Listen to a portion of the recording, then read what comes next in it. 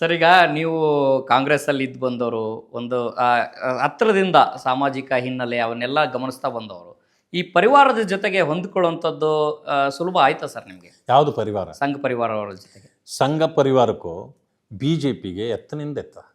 ಇದು ರಾಜಕೀಯ ಪಕ್ಷ. ನಾನು ರಾಜಕೀಯ ಪಕ್ಷದಲ್ಲಿ ಬೆಳಗ್ಗೆಯಿಂದ ಸಂಜೆವರೆಗೂ ಕೆಲಸ ಮಾಡೋಣ. ಇಲ್ಲಿ ನೀನು ಬಿ ಜೆ ಪಿಯಲ್ಲಿ ಇದೆಯಾ, ನಮ್ಮ ಇದಕ್ಕೆ ಬರಬೇಕು, ನೀವು ಬಿ ಜೆ ಪಿ ಏನೋ RSS ಕಚೇರಿಗೆ ಬರಬೇಕು, ಇಲ್ಲಿ ಅಟೆಂಡೆನ್ಸ್ ಹಾಕಬೇಕು, ನಮ್ಮ ಇದರಲ್ಲೆಲ್ಲ ಭಾಗವಹಿಸಿ ಅಂತ ಯಾವತ್ತನ್ನು ಕೇಳಿದ್ರ? ಅವ್ರು ಯಾರನ್ನೂ ಕೂಡ ಒತ್ತಡ ಮಾಡೋದಿಲ್ಲ.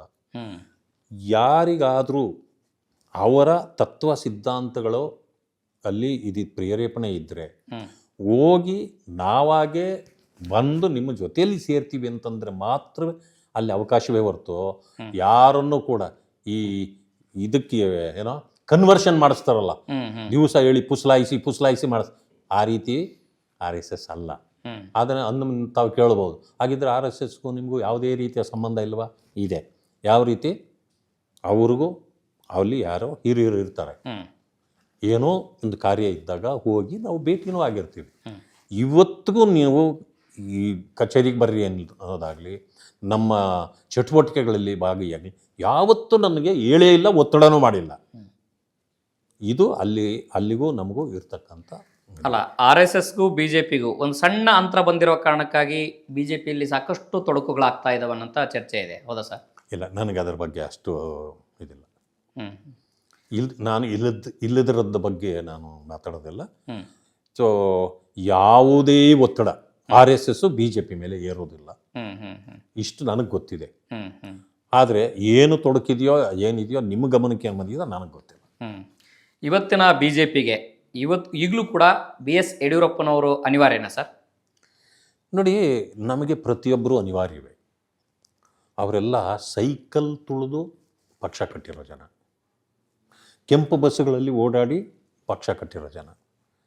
ಅವರೆಲ್ಲರದು ಅವರೊಬ್ಬರೇ ಅಂತಲ್ಲ, ಅವರ ಸಮಕಾಲೀನರು ಎಲ್ಲರೂ ಕೂಡ ಇವತ್ತು ನಮ್ಮ ಮುಂದೆ ಇಲ್ಲದೆ ಇರ್ಬೋದು, ಅನಂತಕುಮಾರ್ ಅವರೆಲ್ಲನೂ ಸಮಕಾಲೀನರು. BB ಶಿವಪ್ಪ ಅವರು, AK ಸುಬ್ಬಯ್ಯ ಅವರು ಆ ಕಾಲದಲ್ಲಿ ಭಾಳ ಕಷ್ಟಪಟ್ಟು ಕೆಲಸ ಮಾಡಿದ್ದಾರೆ. ಆದರೆ ಇವತ್ತು ಪ್ರತಿಯೊಬ್ಬರೂ ನಮ್ಮ ಪಕ್ಷದಲ್ಲಿರೋರು ಅನಿವಾರ್ಯವೇ. ಯಾಕೆ ಅಂದರೆ ನಮ್ಮ ಪಕ್ಷ ಲೀಡರ್ಸ್ ಪಾರ್ಟಿ ಅಲ್ಲ, ಕೇಡರ್ಸ್ ಪಾರ್ಟಿ. ನಮ್ಮಲ್ಲಿ ನಾಯಕರನ್ನು ಹುಟ್ಟು ಹಾಕ್ತಾರೆ ಹೊರತು ಕಾರ್ಯಕರ್ತರನ್ನು ನಾಯಕರು ಹುಟ್ಟಾಕೋದಿಲ್ಲ. ಆ ರೀತಿ ವ್ಯವಸ್ಥೆ ಇರೋದಿಲ್ಲ. ಅದರಿಂದಾಗಿ ನಾವು ಗೌರವಿಸೋದು ಕಾರ್ಯಕರ್ತರನ್ನು, ಕೇಡರ್ಸ್ನ. ಸೊ ಲೀಡರ್ಸು ಸಹಜವಾಗಿ ಆಗ್ತಾರೆ, ಬೆಳೀತಾರೆ. ಆದರೆ ಲೀಡರ್ಸ್ ಬೇಡವಾ? ಪಕ್ಷಕ್ಕೆ ಬೇಕು. ಯಾಕೆ ಅಂದರೆ ಕೇಡರ್ಸ್ ಎಷ್ಟೇ ಇದ್ದರೂ ಲೀಡರ್ಸು ಲೀಡ್ ಮಾಡಬೇಕಾಗತ್ತೆ. ಆ ಕಾರಣದಿಂದ ಯಡಿಯೂರಪ್ಪನವರು ಮುಖ್ಯನೇ, ಪ್ರತಿಯೊಬ್ಬರು ಮುಖ್ಯ. ಚಲವಾದಿ ನಾರಾಯಣಸ್ವಾಮಿ ಅವರು ಯಾವ ಬಣದವರು ಸರ್? ಯಾವ ಬಣದವರು? ಭಾರತೀಯ ಜನತಾ ಪಕ್ಷದ ಬಣ. ಭಾರತೀಯ ಜನತಾ ಪಕ್ಷದಲ್ಲಿ ನಾನಿದ್ದೇನೆ.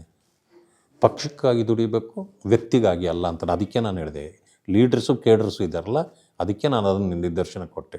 ನಾನು ಲೀಡ್ರ್ ಅಲ್ಲ, ನಾನು ಒಬ್ಬ ಕೇಡ್ರೆ. ಅದರಿಂದಾಗಿ ನನ್ನನ್ನು ನಾನು ಕಾರ್ಯಕರ್ತನನ್ನಾಗಿ ನಾನು ತೊಡಗಿಸ್ಕೊಂಡಿದ್ದೇನೆ. ಕಾರ್ಯಕರ್ತನ ಕೆಲಸವನ್ನೇ ಮಾಡ್ತಿದ್ದೀನಿ. ನೀವು ಯಾರು ಕೆಲಸ ಮಾಡ್ತಿದ್ದೀರಿ ಅಂತಂದರೆ ಭಾರತೀಯ ಜನತಾ ಪಕ್ಷದ ಕೆಲಸ. ಅದರಿಂದಾಗಿ ಬಣ ಅನ್ನೋದೇ ನನಗೆ ಇಲ್ಲ.